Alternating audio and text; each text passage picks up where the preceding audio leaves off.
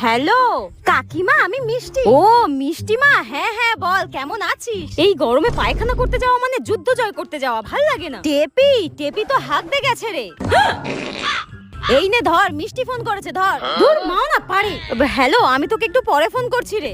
মা শোনো, এরপর যদি আমার কোনো বন্ধু বান্ধব ফোন করে আর ফোনটা যদি তুমি ধরো, আর বাই এনি চান্স যদি আমি বাথরুমে থাকি, তুমি প্লিজ বলবে মা আমি বাথরুমে গেছি, বাথরুমে, অন্য কিচ্ছু বলবে না প্লিজ। আচ্ছা ঠিক আছে, তাই বলবো। যা, মিষ্টি যেন কোনোদিন হাগে না। মিষ্টিকে হাগার কথা বলেছি বলে মহাভারত অশুদ্ধ হয়ে গেছে। 2 দিন পর এই মেয়েটার যে এত ফোন আসে না, কি বলবো।